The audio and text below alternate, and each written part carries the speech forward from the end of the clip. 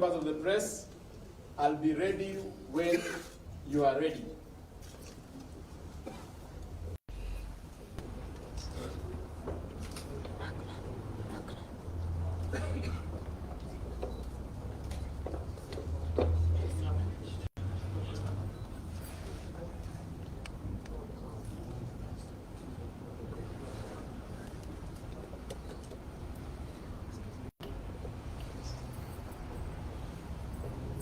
Yep, waiting for the signal.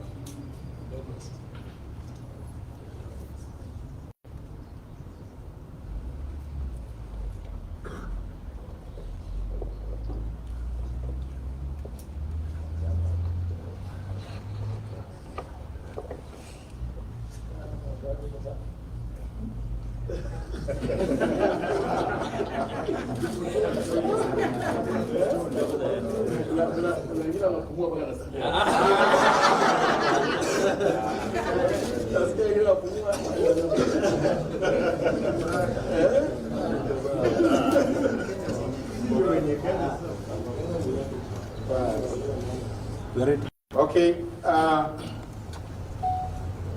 ladies and gentlemen, over the past few weeks, a series of unfortunate events surrounding the ruling party, the United Democratic, come back with a more thought out position that is sober and devoid of emotion, bitterness, and vendetta.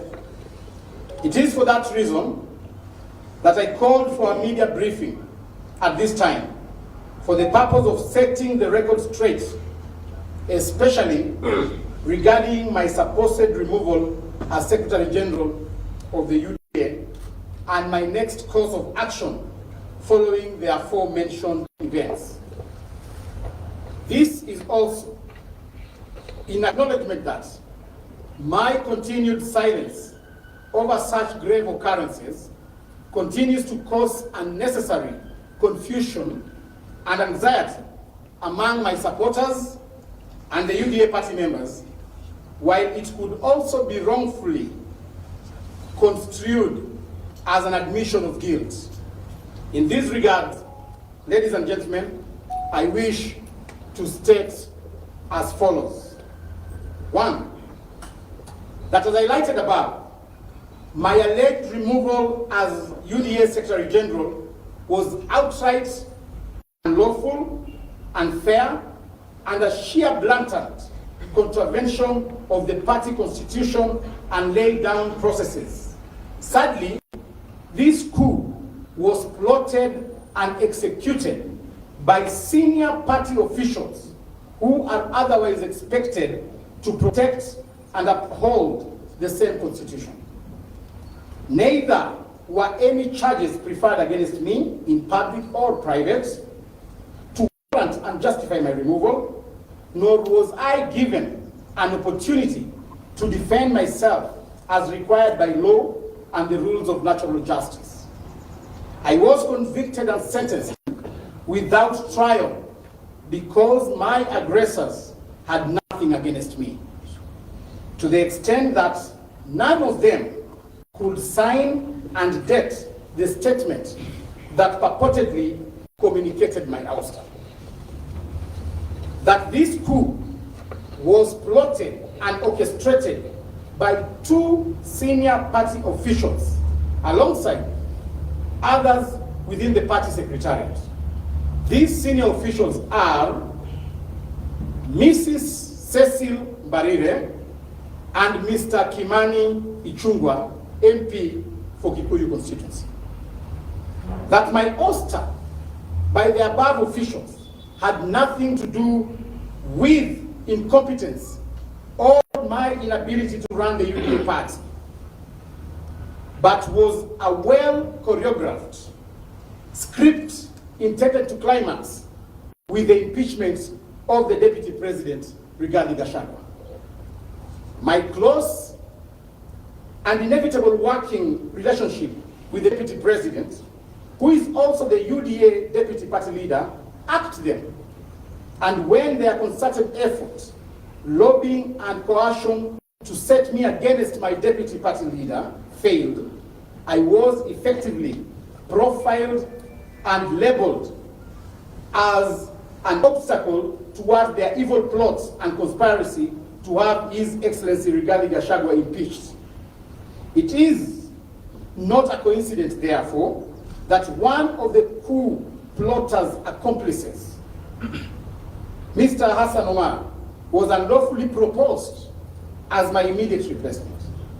Let it be known that the planned impeachment of the Deputy President had nothing to do with President William Ruto, the broad-based government, or any other narrative the coup plotters have advanced.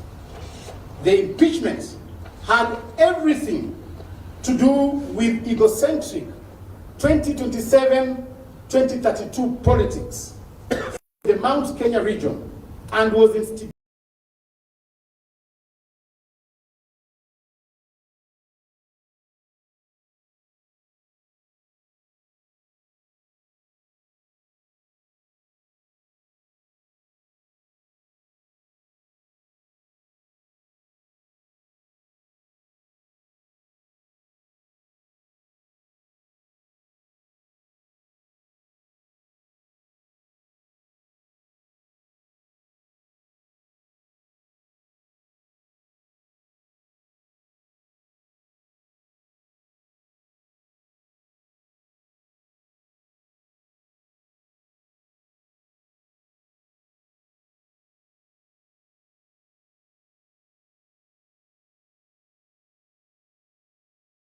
Resolution Committee for the purpose with potential to harm the image of the UDA party if exposed to the public through an open court. But I will not hesitate to take the next move if I don't get justice from the party's internal dispute and resolution committee.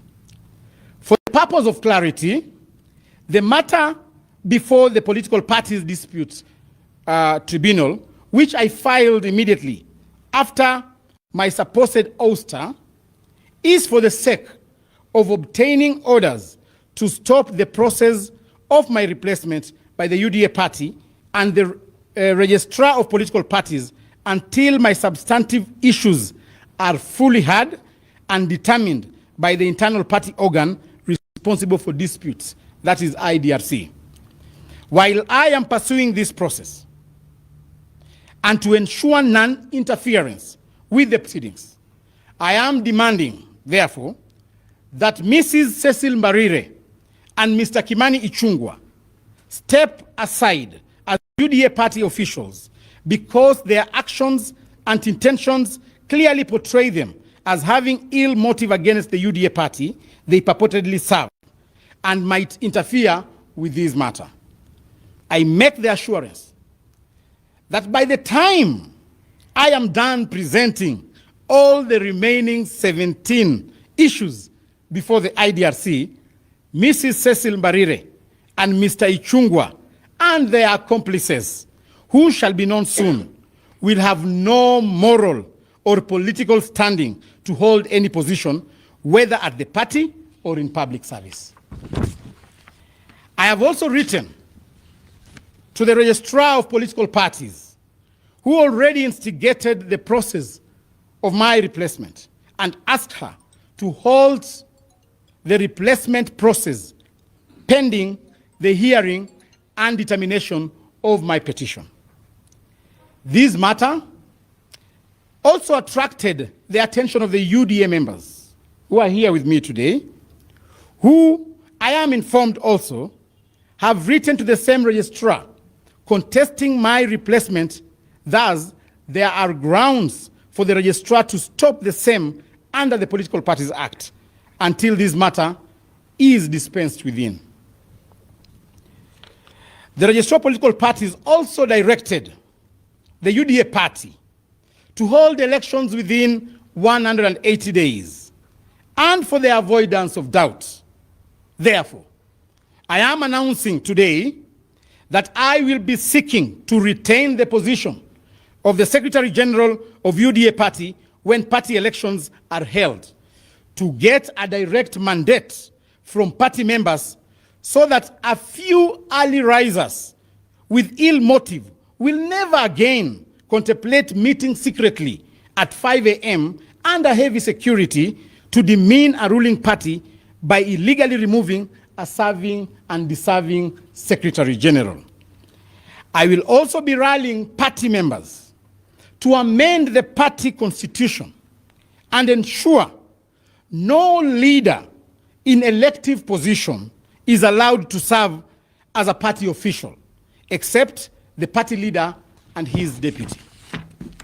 These will cushion the party from being misused as a tool to settle selfish, personal, and regional political scores, as is happening currently. While at this, I wish to offer my voluntary advice to my good friend, the truthful man, the deputy president and the deputy party leader of UDA, His Excellency Rigathi Gachagua, that he should not be deceived into letting down his guard regarding the issue of his impeachment. I am putting it to him that the coup plotters are not yet done. Free advice. If he wants to go and sleep, let him go and sleep. But the coup plotters are just on sleep mode. They are yet to be activated. As I conclude, may I state that my interest in all this is purely the pursuit of justice and to clear my name from possible speculations regarding my illegal removal. I have served diligently and obediently as Secretary General for the UDA party since I assumed office, popularized the party across the country, and grew the party by more than 3 million new members.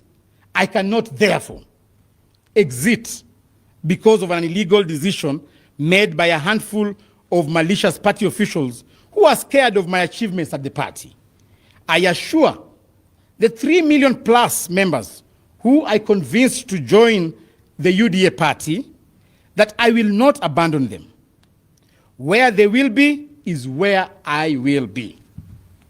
Penye wataenda, ndio mimi nitaenda.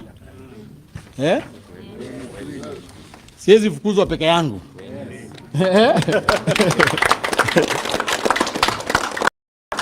Finally, let there be no doubt that until the issue, or rather the issues I have elucidated above are adjudicated upon and settled fairly, amicably, and conclusively by the relevant organs, I remain the lawful Secretary General of the UDA party.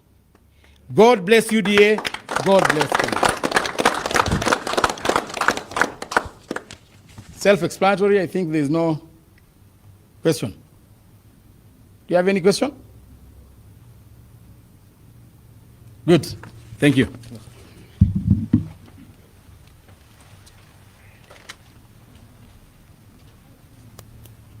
Even me, I am their friends.